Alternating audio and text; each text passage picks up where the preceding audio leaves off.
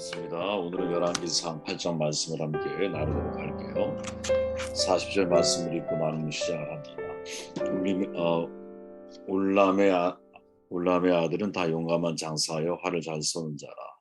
아들과 손자가 많아 모두 150명이었더라. 베냐민의 자손들은 이러하였더라. 아멘. 말씀을 기준으로 선택하라라는 제목이고요. 특별히 베냐민 지파에 대한 말씀을 함께 나눕니다. 역대상 8장은 7장에서 언급한 베냐민 지파의 족보를 재언급하고 있죠. 7장에서는 간략하게 지나갔다면 8장에서는 좀 자세하게 다뤄주고 있습니다. 역대기 기자가 유독 베냐민 지파의 족보를 다시 언급하는 세 가지 이유가 있다고 보는데, 하나는 베냐민 지파가 이스라엘 초대 왕을 배출한 지파이기 때문이고, 또 하나는 솔로몬 이후 이스라엘 남북으로 분열되잖아요. 그때 유일하게 유다 지파를 지지한 지파가 베냐민이죠. 셋째로는 바벨론 포로 귀환을 할 때 이스라엘 내에서 차지하는 베냐민 지파의 비중이 가장 컸습니다. 그런 이유로 아마도 베냐민 지파에 대한 무게감을 가지고 다루고 있는 것이 아닌가. 그렇다면 이런 베냐민 지파의 족보 속에서 우리가 얻을 수 있는 교훈이 뭘까 질문을 가지고 말씀을 나눕니다. 8절을 보면 이런 내용이 나오죠. 사하라임의 두 아내 후심과 바하라를 내보낸 후에 모압 땅에 자녀를 낳았으니 그 안에 호데스에서 낳은 자는 요밥과 시비야와 메사와 말감과 여우스와 사가와 미르마이, 이 아들들은 우두머리임에도 그 안에 후심에게서 아비들과 엘바를 낳았다라고 쭉 가족 관계가 소개가 되죠. 8절 이하에 보면 이제 사하라임이라는 인물이 나와요. 그는 두 아내가 있었어요. 후심과 바하라인데 그 아내를 내보냈다, 즉 이혼했다라는 말이거든요. 이혼한 이후에 사하라임의 선택은 누구냐? 모압의 여인들이었어요. 그리고 모압의 여인이 자세하게 소개되고 있죠.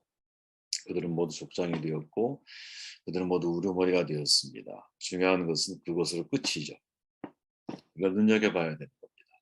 더 이상의 계보가 언급되지 않아요. 그 자손들의 계보가 역대기 기자의 입장에서 중요하지 않다라는 거죠. 반면에 11절 이하에 보면 쭉 소개되는 내용 가운데 이제 사하라임을 쫓아낸 아내 중에 후심이라고 하는 사람이 있었던 것 같고, 그 후심의 아들들 가운데 엘바알 가문의 계보를 상세하게 기록을 하거든요. 이게 아마 27, 8절까지 연결이 됩니다. 다시 말하면 하나님의 언약적 관심이 누구를 향해 있는지를 우리에게 보여주고 있죠. 아마도 사하라임이라는 사람은 두 아내와 이혼한 후에 재혼한 모압 여인 사이에서 태어난 자녀들이 후계자가 될 거라고 생각했을지 몰라요. 심란항이 있잖아. 그죠? 그러나 성경은 사하라임의 가문의 계보를 후심의 후손으로 정벌을 하죠. 다시 말해 우리의 생각과 하나님의 생각은 다른 겁니다. 믿음의 가문은 여러분 인간의 생각대로 진행되는 게 아니에요. 이것은 여러분 베냐민 지파에서 반복된 경험이거든요. 하나님은 베냐민 지파의 사울을 왕으로 선택하시잖아요. 인간적 관점으로 보면 사울은 평범한 사람보다 머리 하나가 더 큰 기골이 장대한 사람이에요. 충분한 자격을 갖춘 왕처럼 보입니다. 그런데 불행히도 사울은 세 가지 순종을 못하는데 그중에 마지막에 아말렉과 전쟁 이후에 전리품을 처리하는 과정에 잘못된 선택을 하죠. 그때 성경이 뭐라고 증언하냐면 빨간 글씨입니다. 그들이 오며 사무엘이 엘리압을 보고 마음에 이르기를 여호와의 기름 부으실 자가 과연 그 앞에 있도다 하였더니 여호와께서 사무엘에게 이르시되 그 용모와 신장을 보지 말아라. 내가 이미 그를 버렸다. 나의 보는 것은 사람과 같지 아니하니 사람은 외모를 보고 나 여호와는 중심을 본다. 이렇게 말씀하죠. 사람이 보는 것과 하나님이 보는 것이 다르죠. 사람은 외모를 봐요. 하나님은 중심을 보시죠. 둘 다 중요한 거라고 봐요, 저는 여러분. 사람은 외모를 보기 때문에 외모도 할 수 있다면 잘 바꾸고 할 수 있다면 여러분의 외모가 아름다움을 누렸으면 좋겠어요. 근데 하나님 앞에서는 외모를 바꾸지 말고 마음을 바꾸는 사람이 돼야 한다는 거죠. 그죠? 하나님이 내 양심을 보고 계시지. 하나님이란 내가 어떻게 선택하기를 원하실까? 이 찰스 쉘던 어, 목사님의 말을 우린 참 평소에 우리의 삶에 적용하며 살아야 한다고 봐요. 만약 하나님의 생각과 우리의 생각이 다르다는 신앙인은 하나님의 말씀으로 생각하는 훈련을 해야만 하는 것이죠. 왜? 그것이 곧 진실이 될 것이기 때문입니다. 이게 우리의 믿음이거든요. 인생에 여러분 다들 반환점을 돌아본 사람들일 거예요. 돌면서 깨닫는 진리가 있죠. 야, 인생은 정말 계획대로 되는 것이 하나도 없구나. 이걸 깨닫죠. 미래에 대한 큰 그림 그려놓죠. 세부적으로 목표를 정해서 계획을 하는 것도 있죠, 물론. 그러나 좀 더 큰 의미에서는 여러분 세부적으로 계획을 짜려고 하는 것, 저는 사실 여기에 대해서 조금 회의적인 마음을 가지고 있어요. 왜? 늘 예기치 않은 방향으로 흘러간다는 걸 사실을 알기 때문이거든요. 지금까지 제가 여기 오면서 모든 게 내 계획대로 됐느냐? 아닙니다. 막힌 길 돌아오기도 하고 야 다 포기할 거 다시 재기하면서 오기도 하고 수많은 예기치 못한 일들이 발생을 했거든요.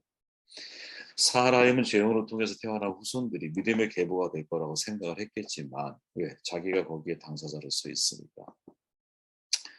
그죠? 그리고 전 부인들은 이혼을 했으니까. 성경은 뭐라고 말하느냐? 이혼당한 후심을 통해서 베냐민 지파의 계보를 이어주고 있다는 거죠.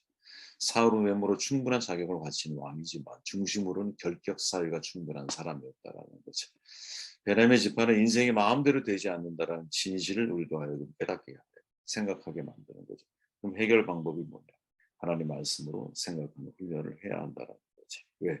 하나님 말씀만 영원할 것이기 때문에. 저는 여러분 예를 들어 야곱이 사랑한 여인이 라헬이었잖아요. 그죠? 근데 막벨라 굴에 장사된 여인은 누구예요? 레아거든요. 왜일까? 야곱이 원치 않은 아내였지만 이 레아가 첫 번째 아내였기 때문이죠. 저는 이것이 자연의 질서고 자연은 하나님의 질서를 닮았다고 보거든요. 야곱도 피해자이지만 레아도 피해자라는 거예요, 여러분. 이게 공평한 생각인 거거든요.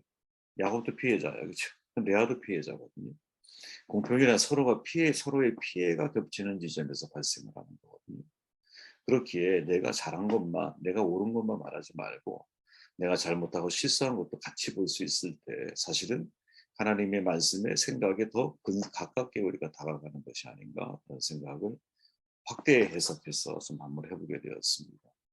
28절 말씀을 읽어보면 그들은 다 가문의 우두머리이며 그들의 족보의 우두머리로서 예루살렘에 거주하였더라. 베냐민 지파가 정착한 지역을 명확하게 소개하죠. 어디? 예루살렘에 거주했다 이렇게 말해요. 가나안 입성 후에 베냐민 지파는 예루살렘 바로 위쪽에 자리를 잡거든요. 지도를 넣어서 한번 찾아보세요. 그러면 바로 예루살렘 위쪽에 그리고 그 바로 붙어 있는 데가 유다 지파예요. 예루살렘 성전이 지어지기 전이기 때문에 사실은 이스라엘의 삶의 중심이었던 성막이 있었던 데가 어디냐? 바로 예루살렘 옆에 기브온. 그곳에 바로 베냐민 지파가 정착을 하는 거예요. 그리고 예루살렘에 정착한 사람들도 적지가 않았어요.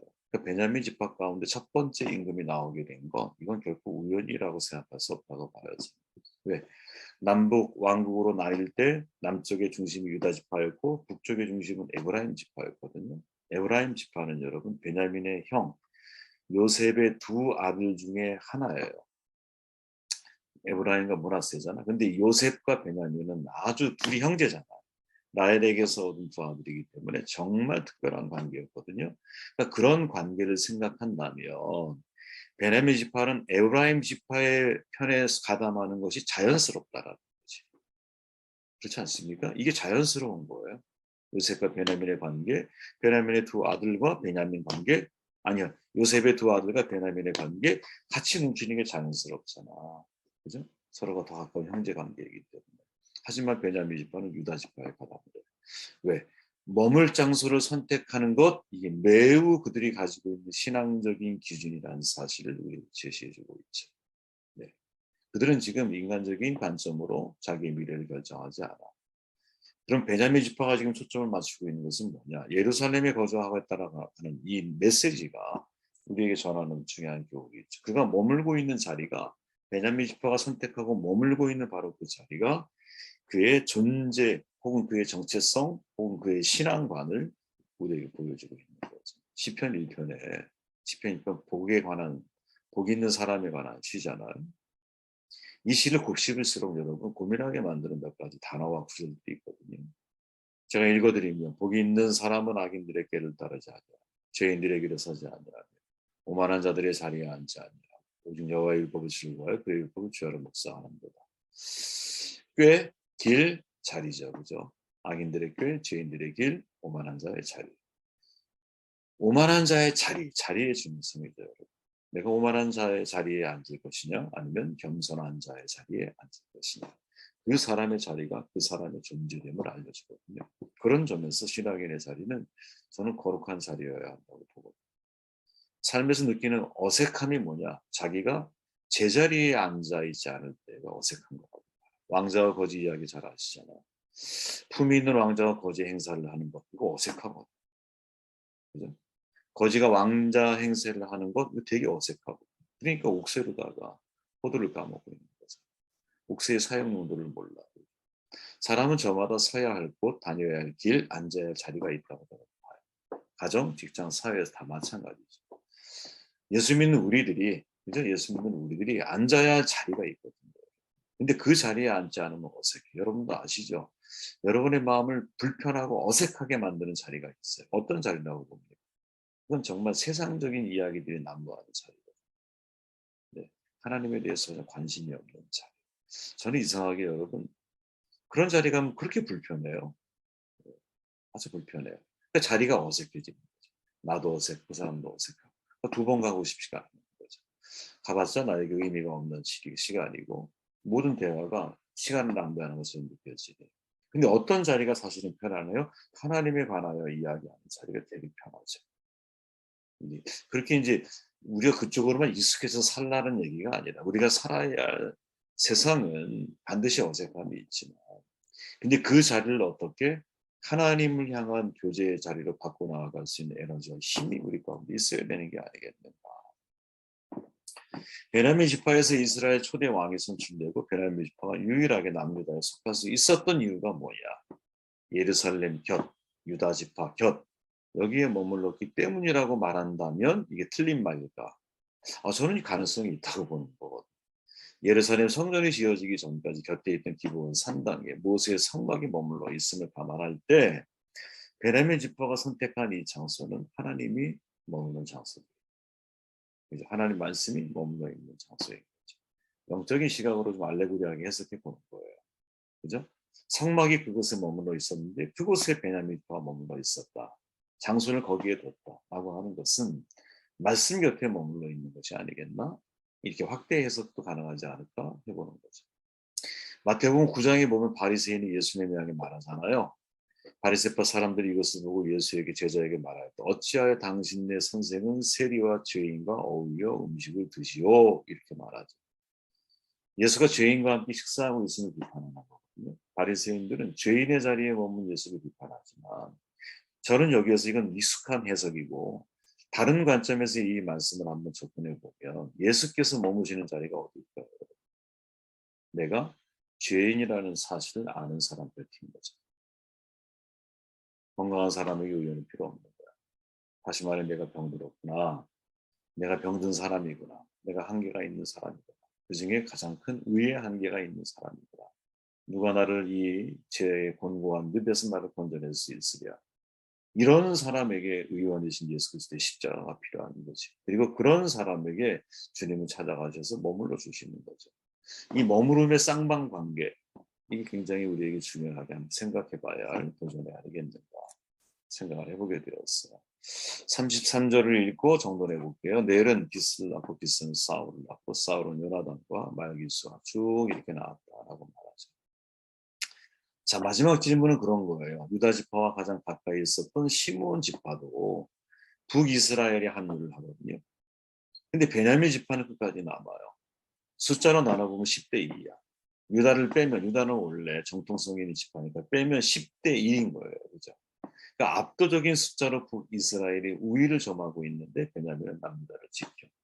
또 다른 이유가 뭘까? 그렇게 결정하게 된 두 가지 추측이 가능하죠. 하나는 베냐민 지파가 다윗을 주목했기 때문일 거예요. 왜? 다윗이 사울 왕의 대적자였지만 사울 가문의 모든 사랑을 품었잖아요. 요나단과의 깊은 우정이 있었고 왜 아들 무비보셋은 왕의 식탁에 같이 앉혀놓고 어떻게든 사울 왕가를 지켜주려고 노력했죠. 이 진심이 베냐민 지파에게 아마 통하지 않았을까.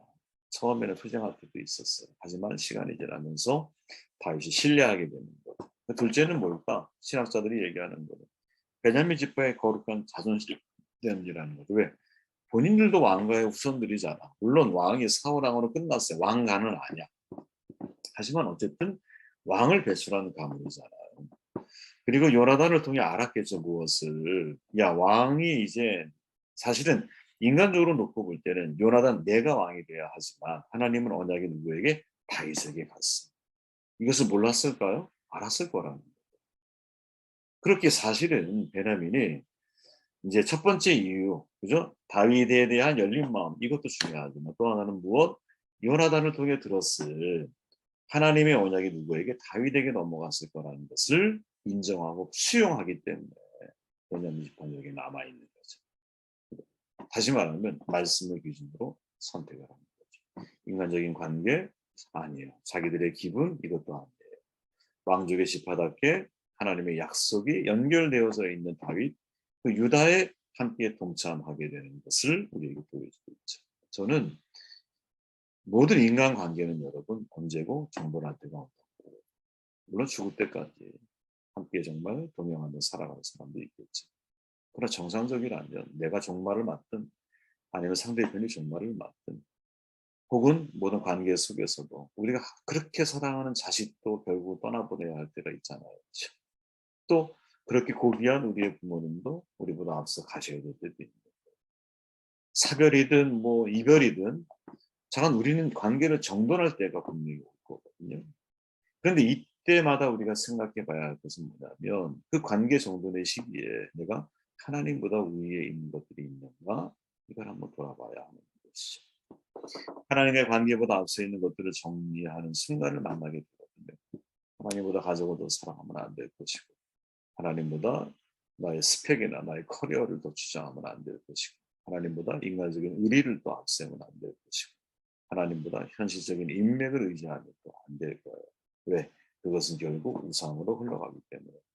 그렇기에 사실은 이 베냐민의 이제 남유다를 선택하게 되는 그 배경 속에는 중요한 도전이 하나 있는데, 그걸 한마디로 정돈해 보면, 야, 인생을 살 때 말씀을 기준으로 해서 결정하며 살아야겠구나. 제가 어제 그런 말씀 드렸죠. 랄프 카이퍼 목사, 시각장애인인 이분이 성경대로 생각하라는 책을 썼는데, 거기서 이렇게 말하는 거예요. 우리는 성경을 인정하는 데 그치지 마십시오. 하나님 말씀을 듣고 나를 바꿔나가는 훨씬 더 중요합니다. 자기를 사랑하는 시대잖아요. 자기 생각에 집중하기 마련이거든요. 근데 우리는 성경대로 생각하는 것을 훈련해야 한다는 거지. 많은 사람들을 만나게 돼요. 그죠? 대화를 나눠보면 여러분도 아마 경험을 많이 해보셨을 거예요. 오랫동안 교회를 다니고 말씀도 많이 알고 있는데 대화를 나누다 보면 어떤 주제에 대해서 이 사람은 되게 인본주의적이고 세상적인 생각을 가지고 있구나 하는 분들을 만나게 되거든요. 왜 그럴까요? 묵상을 통해서 내 관점을 하나님의 관점으로 바꾸는 훈련을 하지 않았기 때문입니다. 일반적으로 세상적인 가치관은 여러분 소유하는 것, 군림하는 것, 눈에 보이는 것, 물량, 업적, 과시 이런 것들을 중요해요. 그러나 성경적인 가치관은 정반대거든요. 소유보다는 관계, 불림보다는 섬김. 더 높이가 아니라 더 낮게, 더 빠르게가 아니라 좀 더 느리게. 그죠? 과시보다는 은밀한 것들을, 물량부, 업적 이런 것보다는 마음의 동기 이런 것들은 훨씬 더 중요한 가치를 갖고 있거든요. 그렇게 실제로 여러분 말씀을 안다고 말하는 사람들과 대화를 나누다 보면 이분이 어떤 가치관을 가지고 인생을 살아가는지가 드러나잖아요. 그 드러난 가치관을 보고 그 사람의 신앙의 수준을 우리가 알 수 있는 거예요. 저는 여러분들 또 제 자신이 힘들어도 말씀을 기준으로 해서 내가 생각하고 성경대로 생각하라 라는 이 카이퍼 목사의 말처럼 내 중심적인 내 사고, 내 판단 이게 아니라 어떤 문제든 모든 상황, 사건, 사고들, 시기, 징조 그 외의 모든 사건들에 대해서도 하나님 말씀을 해석하려고 노력하는 그 과정에 우리의 영혼의 혈관에 있는 말씀의 피가 흐르게 되는 것이 아닐까 그런 생각.